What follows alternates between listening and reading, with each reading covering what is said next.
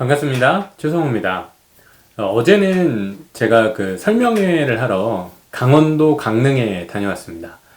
강릉이 좀 멀죠? KTX 타고 다녀왔는데, 설명회는 한 1시간 정도 진행을 했어요.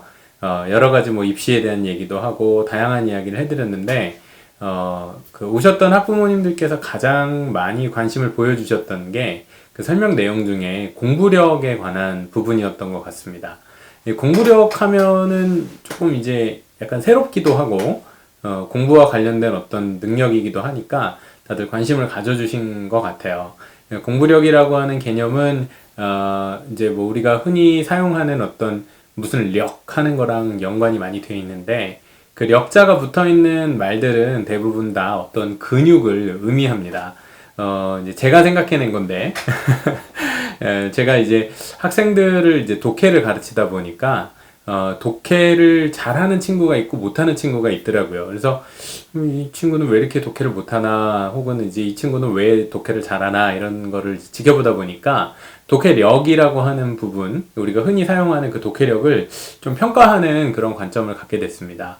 이 독해력을 평가한다는 거는, 예를 들면, 단단한 어떤 음식을 깨물어 먹을 수 있는지와 비교해서 이 친구가 얼만큼 좀 난이도가 있고 어려운 내용도 잘 읽고 이해할 수 있는지와 되게 직결되는데, 제가 이제 논술을 오랫동안 가르쳐 오다 보니까 학생들 중에서 독해력이 뛰어난 학생들은 이 논술을 오래 배우지 않아도 금세 뭔가를 이제 터득해요. 반대로 이 독해력이 조금 부족한 학생들의 경우에는 오랫동안 논술 공부를 해도 실력이 크게 늘지 않습니다. 그래서 제가 항상 이제 기본 과정에서 학생들한테 많이 강조하는 거는 독해력을 키워야 된다. 국어보다도 어쩌면 논술은 이 독해력이 정말 중요하다라는 얘기를 많이 하는데, 이 독해력이라는 말에도 독해력, 힘력자가 들어가죠. 이 힘력자가 들어가는 말들이 또 그 외에도 여러 가지가 있습니다. 예를 들면 뭐 사고력, 창의력, 표현력, 뭐 이런 단어들이 있죠. 이런 단어들은 모두 일종의 근육을 의미한다고 저는 생각을 합니다. 뭐 사실 제 생각이 아니라 원래 말 뜻이 그렇게 돼 있는 거죠. 힘의 근육, 힘을 사용하는 근육이라는 것은 반복적인 훈련을 통해서 강화될 수 있는 능력이다라고 이제 저는 이해했어요. 그래서 제가 독해력이라는 것도 반복 연습하고 훈련하면 강화될 수 있다. 또 사고력도 마찬가지다. 또 논리력도 마찬가지고요. 그러니까 저는 그처럼 어떠한 능력을 계속해서 반복해서 기를 수 있는 힘이라면 그것은 다 력자가 붙어질 수 있다. 공부는 어떨까요? 공부에 대해서도 뭐 저도 오랫동안 공부를 했고, 또 공부하는 일들을 또 저는 지켜도 보고 가르치는 입장에서 공부도 능력이다. 공부에도 근육이 있다. 공부력이다. 이렇게 생각을 합니다. 공부력을 그래서 조금 이제 사람들이 이해할 수 있게 조금 설명하고 싶었어요. 공부력의 어떤 단계, 레벨도 있을 거고, 이렇게 올라가겠죠? 또 공부력을 구성하는 요인들, 왜냐면 사람들마다 공부력, 공부 능력 하면 어떤 사람은 뭐 집중력이 뭐 공부력이다, 이렇게 얘기하시는 분도 있고, 또 아니면 어떤 뭐 동기부여가 잘 돼 있는 뭐 이런 분, 다양하게 얘기하시는 분들이 있는데, 제가 생각하는 공부력이라는 것을 조금 다른 사람들과 함께 같이 좀 이야기하기 위해서 좀 정리를 하려고 했습니다. 그래서 공부력의 요소들을 좀 한 6가지 정도로 나누어 보고, 또 그 나누다 보니까 저희가 한 가지 알게 된 게 뭐냐면은, 공부력을 구성하는 여러 가지 요소들 중에서 핵심되는 6가지들도 조금 쉽고 기초적인 역량부터 조금 어렵고 수준 있는 역량까지 단계를 나눠볼 수가 있더라고요. 그래서 그 6가지의 공부력을 오늘은 소개해 보고자 합니다. 먼저 첫 번째는 그 공부력의 가장 기초가 되는 것은 바로 공부 기초 체력입니다. 기초 체력. 뭘 하려면 다 기초 체력이 있어야 되잖아요. 공부에 있어서의 가장 기초 체력은 학업 역량이라고 보시면 돼요. 근데 이제 어떤 학업 역량이냐 되게 넓잖아요. 학업 역량 중에서 교육과정상 자기 학년에 맞는 교육 내용을 혼자서 이해하고 학습할 수 있는 능력을 가지고 있느냐. 조금 좁혀보겠습니다. 교과서를 읽었을 때 이 교과서 내용을 스스로 이해할 수 있느냐. 이때 얘기하는 이해라는 거는 자기 말로 바꿀 수 있어야 돼요. 어떤 친구들은 교과서를 읽지만 같은 내용을 계속해서 반복해서 봐도 그것을 이렇게 자기 말로 바꾸어 설명하지 못하는 경우가 있습니다. 예, 그 경우는 이 내용을 이해했다고 볼 수 없겠죠. 보통 이렇게 친구들한테 물어봐요. 야, 너 이거 내용 이해했니? 이렇게 물어보면은 뭐 이해한 것 같대. 그러니까 이해를 한 건지 확신은 못 하겠다는 거죠. 그렇다고 자기가 모르는 것 같지도 않고. 왜 그럴까요? 이게 한국어라서 그래요. 영어는 확실히 단어를 모르겠으니까 이해가 안 된다라는 걸 자기가 아는데, 한국말로 돼 있으면은 이제 이거 읽었는데 이해가 되는데 이런 생각을 하니까 이 독해를 못했다고 생각하지는 않더라고요. 그런데 사실 독해를 잘 못하고 있는 경우가 굉장히 많아요. 어떻게 확인할 수 있냐면, 아 그래? 네가 이해한 것 같아? 그럼 그 내용이 무엇이었는지 다시 말해봐. 이렇게 얘기를 하면 학생들이 거의 그 문장을 그대로 이야기하는 경우가 많아요. 그러니까 제가 이제 예를 많이 드는 것 중에 무장공비라는 단어를 한번 설명해 보라고 그래요. 그러면 이제 애들이 어떻게 무장공비는 무장한 공비? 이렇게 얘기해요. 이걸 이제 우리 그냥 동어 반복한다고 하죠. 이거는 이해를 못한 겁니다. 그래서 이해했는지 못했는지를 확인해 보려면은 자기 말로 바꿔보면 되는데, 아까 얘기로 다시 돌아와서 기초 학업 능력, 기초 학업 체력이 과연 갖추어졌는가를 확인하려면 교과서 내용을 스스로 읽었을 때 그 내용이 무엇인지 이해가 돼야 돼요. 근데 이게 안 되는 경우가 있어요. 뭐 우리 흔히 수포자라고도 얘기하죠. 자기 학년, 동년배들하고 같은 수학 교과서를 공부하는데 거기에 나와 있는 문제들이나 내용을 충분히 이해하지 못하는 거예요. 이때 기준은 교과서입니다. 교과서. 교과서에 나와 있는 기본 설명 부분을 읽어도 그게 머릿속에 이해가 되지 않는다면, 물론 이해가 될 때까지 여러 번 반복해서 읽는 것도 필요하겠지만 경우에 따라서는 좀 누군가가 그 이해를 도와줘야 하는 경우가 있어요. 따라서 공부 기초 체력이 부족한 친구들은 혼자 공부하기가 현실적으로 어렵습니다. 예를 하나 들어볼게요.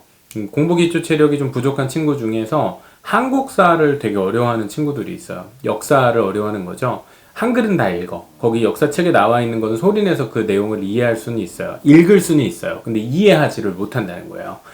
왜냐하면 너무 오랫동안 그 역사에 대한 관심도 없었고, 그 내용에 대한 기초적인 개념, 뭐 인물에 대한 뭐 세종대왕이 누군지 모른다든지 뭐 그럴 수는 없겠지만은, 뭐 그래도 예를 들어서 뭐 그런 내용들의 어떤 학습적인 결손, 그동안 공부하지 않았던 내용들이 너무 오래 쌓여 있다면 이 친구는 사실 혼자서 열심히 아무리 공부를 해보라고 교과서나 좋은 자료를 줘도, 심지어는 인터넷 강의를 들어도 그 내용을 이해하기가 어렵습니다. 그래서 이게 바로 공부의 기초 체력, 즉 자기 동년배, 같은 학년의 교육과정을 그 해당 학년의 교과서 내용을 스스로 이해하고 자기 말로 옮길 수 있는지, 자 바로 이게 공부력의 가장 기초적인 능력이 되는 기초 학업 능력 되겠습니다. 두 번째입니다. 두 번째는 공부 책임감입니다. 공부 책임감, 어떻게 보면은 이 애티튜드, 태도를 얘기하는 건데, 저희가 이제 그 공부를 가르치는 코치들하고 같이 얘기를 해보면은, 공통적으로 얘기하는 게, 이 변명이 많은 친구들. 좀 이해하기 쉽게 표현해보자면은 약간 도덕적인 어떤, 태도가 조금 약한 친구들이 있어요. 아, 말이 좀 어렵네요. 도덕적인 태도라고 하는 거는 쉽게 말하면 약속을 지켜야 된다라는 어떤 그런 도덕적인 가치 혹은 기준을 스스로 내재하고 있는가. 약속을 하면 지키는 게 당연하잖아요. 근데 사실 안 지키는 친구들이 굉장히 많거든요. 이때 이제 나타나는 게 뭐냐면은 변명이죠. 내가 왜 그 약속을 지키지 못했는지에 대해서 한 10가지 얘기할 수 있어. 그러다 보니까 사실은 이제 누군가가 공부를 가르쳐주고 지도하려고 하는 상황이 되다 보면은 둘이 충돌이 되는 경우가 굉장히 많아요.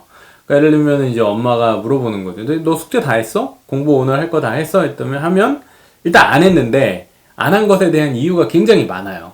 그래서 이건 이래서 저랬고 저래서 저랬고. 근데 중요한 건 그거를 스스로 약간 미안해 하면서 그런 게 아니라 별로 그게 뭐 중요해? 라고 생각한다든지 약속을 지켜야 된다라는 이 어떤 관념 자체가 형성이 잘 안 된 거야.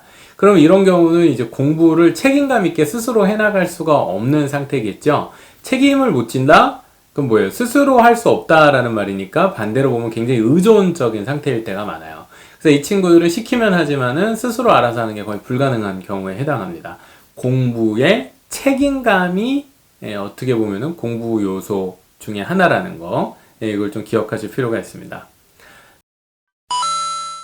이 의존성이라고 얘기를 했는데, 이 공부 현실감이 좀 부족한 친구들에게 또 나타나는 특징이 하나 있어요. 그건 뭐냐면은 항상 억울해요.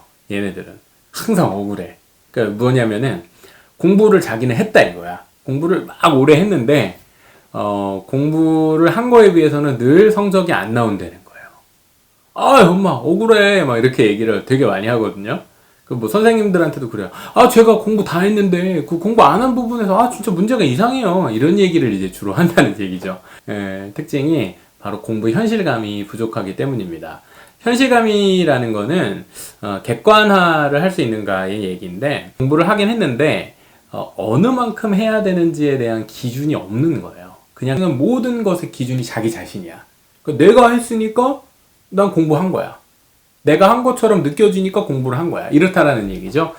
근데 사실 공부란 게 자기 기준에서만 또 채워져서는 안 되잖아요. 그거 다 아실 텐데 학생들이 남들이 얼마만큼까지 공부하는지를 사실 정말 잘 모르는 경우가 많습니다. 그래서 자기 기준에서는 굉장히 주관적으로 노력하고 애쓴 것들에 대한 어떤 뿌듯함은 가지고 있는데, 뭐 그런 객관화가 잘 안 되는 친구들, 특히나 공부의 양적, 그러니까 사실 공부를 질적인 단계에는 이따가 얘기를 할 건데, 공부의 어떤 양적인 기준까지도 좀 도달하기 어려웠던 친구들의 경우에는 사실은 공부의 현실감이 좀 떨어진다. 그러니까 예를 들면 하루 공부 2시간씩 하면서 뭐 자기 서울대 갈 거다 이렇게 얘기를 한다든지, 아니면은 지금 내신 성적은 뭐 한 5등급, 4등급 나오고 있는데, 제가 지난번에 중간고사 공부 안 해서 그래요. 저 이번에 맘먹고 하면 바로 2등급까지는 올라갈 수 있어요. 현실감 없는 거에 대표적인 케이스들이죠. 그래 놓고 또 결과적으로 시험 보면 어때요? 내가 공부를 했는데 성적이 생각보다 안 나왔어. 억울해요. 억울이들. 이게 바로 공부의 현실감이 부족한 친구들의 특징입니다. 이 공부의 기초 체력, 그리고 나서 공부에 대한 책임감. 그러니까 내가 약속을 한 걸 지키겠다. 그 다음에 공부의 현실감. 이 세 가지 요소는 공부의 6요소 중에서 조금 기본에 해당하는, 조금 더 조금 이것이 먼저 형성이 돼야 그 다음 단계에 있는 공부 요소들을 이야기할 수 있는 요인들이라고 볼 수 있겠습니다. 뒤이어서 그 공부의 조금 더 상위 요소들도 계속 설명을 해보겠습니다.